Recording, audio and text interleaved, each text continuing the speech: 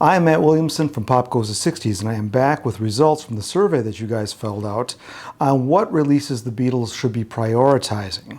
And this was a topic that came up a few weeks ago. Obviously, there's a new song supposedly coming out. The Red and the Blue albums are being redone, released again, and we're still waiting on what that's going to look like.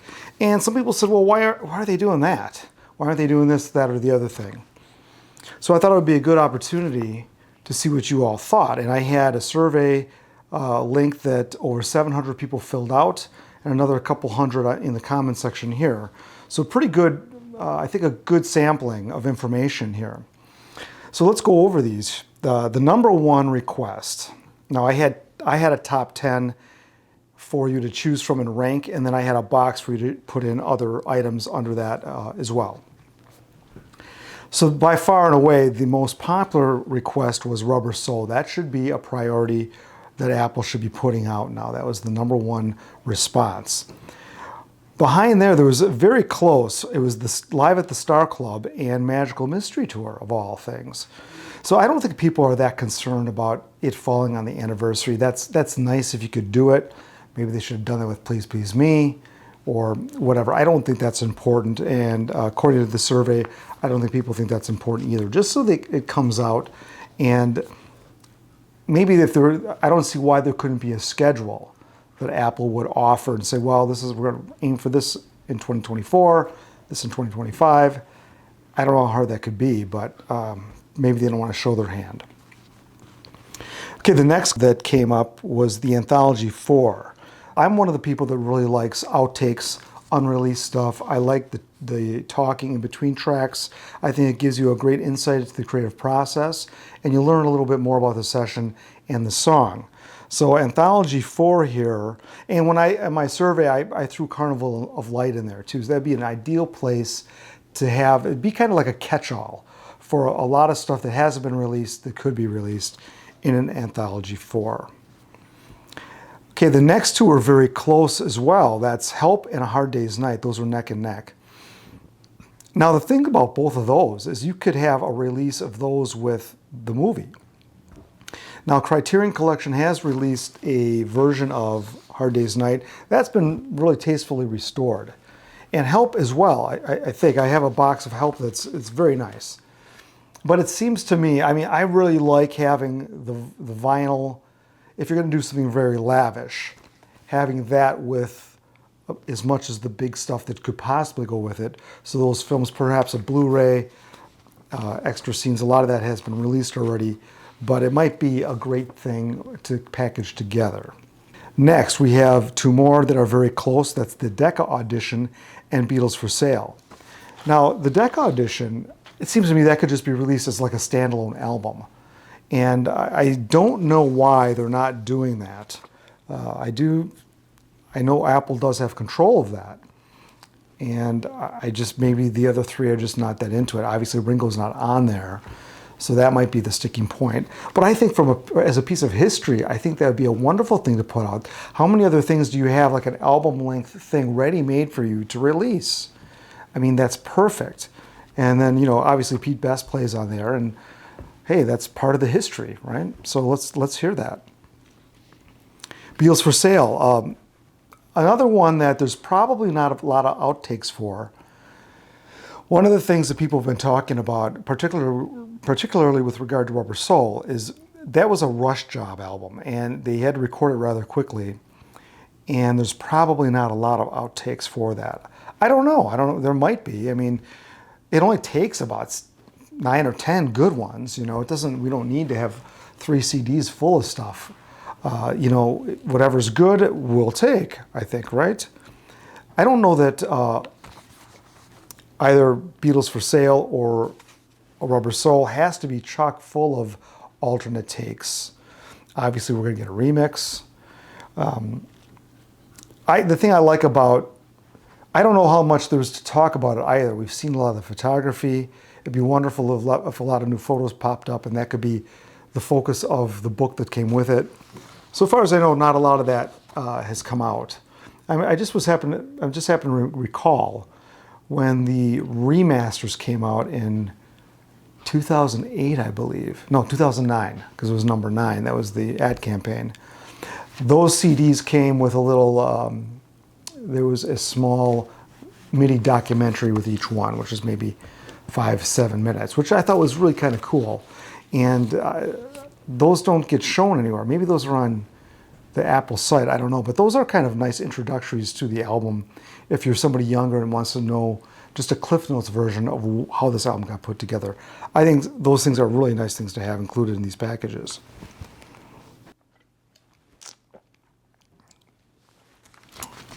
I'm upping my beer this summer, guys. Hacker Shore Vice with a big lemon. Love it. Okay, the last one here, the last two are Please Please Me and With the Beatles. Again, how many outtakes do we have? They're out there. I mean, I've got some of those on bootlegs. And, you know, maybe, I mean, those of us that have been collecting this stuff for years have some fine bootlegs already.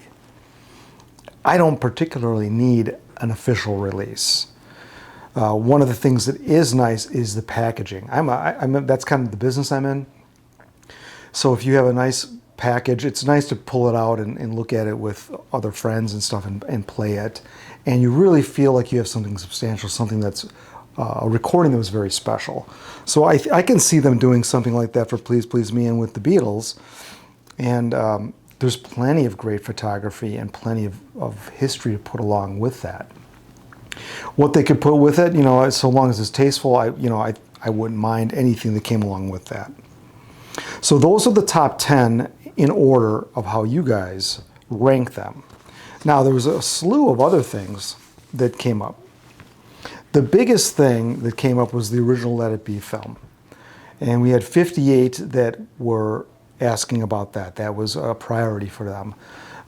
There's a few things here I'm clumping together. This is all the Let It Be Get Back stuff. This by far and away was the biggest area of concern among fans. And the original film of Let It Be is one of them. Now, that film was ready to go and be released in like 2004, I believe. I forget when. I should have checked it out before this video. But all the video was cleaned up.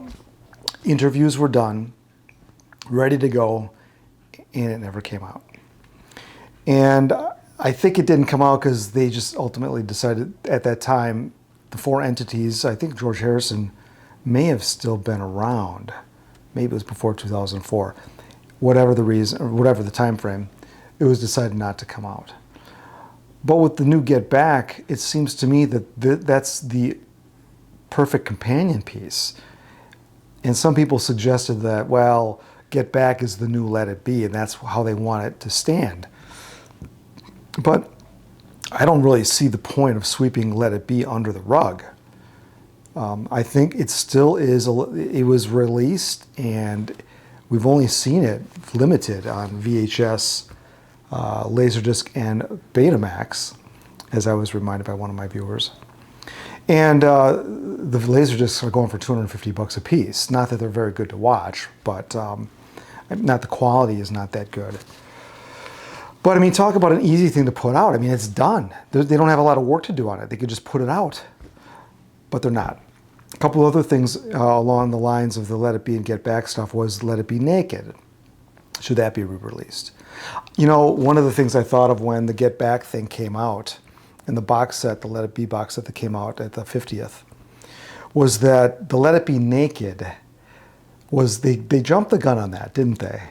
And that was about, what, 10 or 12 years earlier? Maybe 15 years? Had they just waited, that could have been the perfect thing to package with the 50th anniversary box set. And that way it wouldn't have looked so much like the McCartneys trying to revise something. I mean, I never bought into that really, because the naked version is also heavily edited. There's nothing really that naked about it, except for there's no strings on a couple of the tracks. They despecterized it a bit. But the Let It Be Naked is, some people really like that. I think that now with all this time that's passed, as it was released back years ago, it doesn't seem to, I think it would have been better had it been released with the 50th anniversary box set. It seems like that would have given it a little bit more, it just would have made more sense. It would have felt more like a cohesive thing, not something that is separate. We're constantly reminded of the string Spectre put on there. Okay, the other thing along these lines of Get Back and Let It Be is the director's cut of Get Back. We had 10 votes for that. Now, I don't think that's ever going to happen. I mean, Peter Jackson pretty much said the reason he snuck the extra couple hours in there was because they weren't going to do a director's cut. Years down the road, I just don't see the Beatles being... There's not going to be as much demand as we age out of the market. I think less than that's going to be in demand. So what we have is very good. I just think that the original film should be get a better release. And then finally, people are asking for more bootlegs from the Get Back, Let It Be sessions. The thing that they did not release is one of the great songs that the galloping rock and roll version of Two of Us. There's a lot of songs that they still could release. And when the 50th anniversary box set came out, I thought it was a disc or two short on material. I mean, it's not like they didn't have the material. I think they were just so caught up in the Peter Jackson thing that they really didn't think the music part through. Not to mention the fact that there could be a soundtrack to Get Back, which there really isn't. They're releasing a rooftop live version now on vinyl. And again, that could have come with the box set, and people were asking, well, where is that? You know, that's what we want. And again, what I said in the last video when I was setting this survey up was, is Apple really, do they really understand their fans well? I question that. They seem to not quite be, they're not really on the same page as the mainstream fan, I don't think. And it doesn't seem to me that they really, they're okay. I shouldn't be too tough on them because we are given stuff, obviously. But I think where we're at with the Beatles, it seems to me that it'd be so much fun to have the fans have more of a hand in it and be involved in it and involve the fans more. Okay, moving along here, the next most popular thing was Shea Stadium. And I think this is an excellent recommendation because that concert was shot professionally, multi-cameras. They have everything they need. And I don't know how much enhancement would need to be made. I mean, how much do we really need? The video would probably be the best. But imagine the box set that could come with that. Blu-ray, live performance, interviews, book with pictures, all kinds of stuff. And maybe there's more stuff. I mean, I'm going to talk about, this section here I'm going to talk about here is actually live shows. A lot of people are asking, not just for Shea Stadium. How about the Tokyo concerts, the Budokan shows in '66? They did a couple of shows, also shot professionally. The sound quality is pretty good because you don't have the screaming. The Japanese fans are much more subdued. That would be a perfect thing to release as well.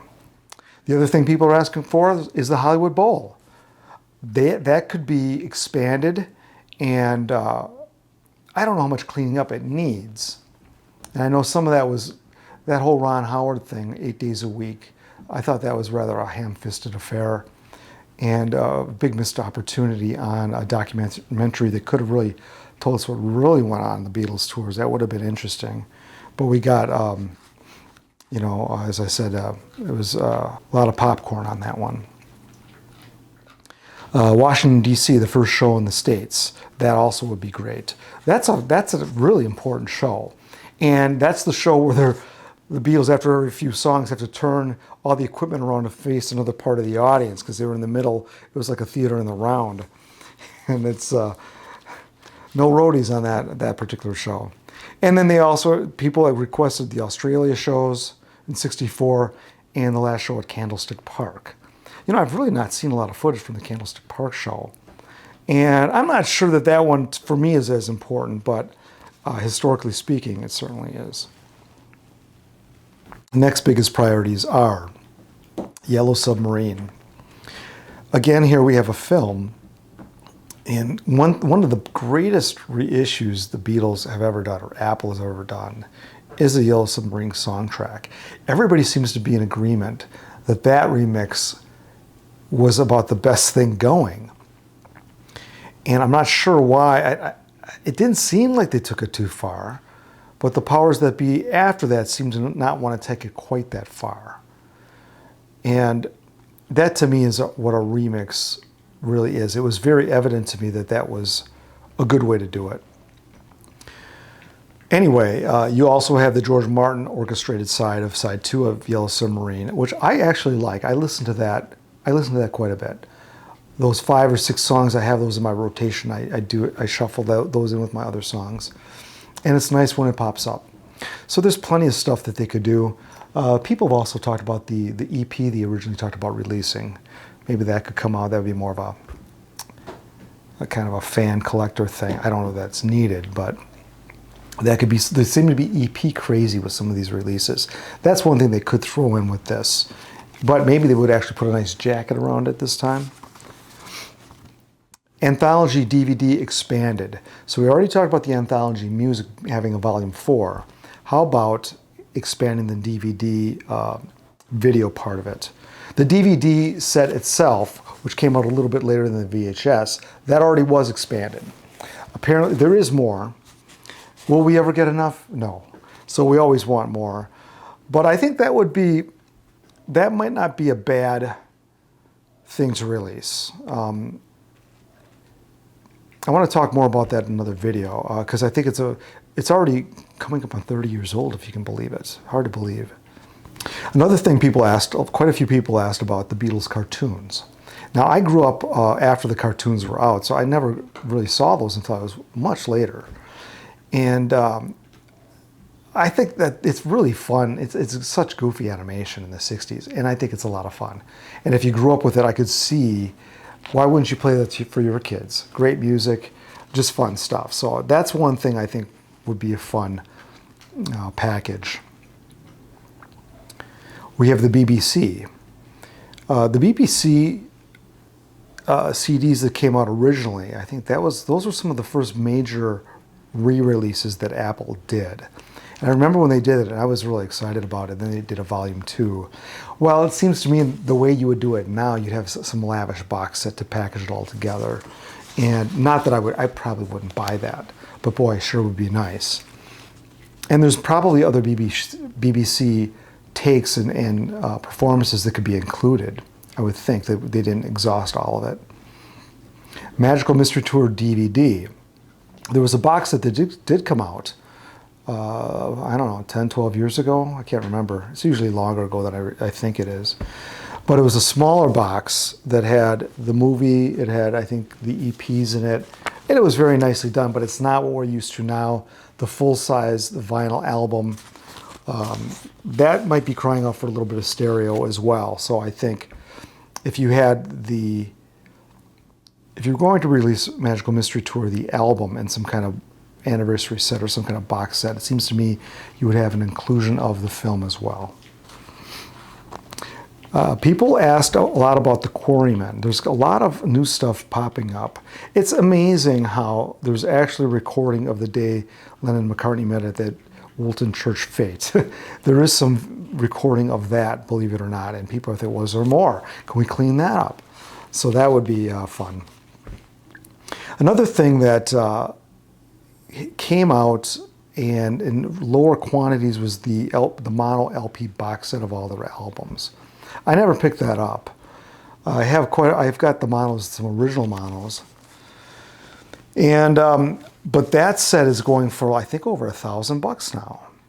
So that tells me that there's demand, and that seems to me that would be. It's not like you have to put some team to like cobble together something. It's together. All you got to do is re-release it. You know, you can do. It's not like you have to have one big release a year, do you? Maybe you have 3 releases in a year, and some of us get just one of them, you know?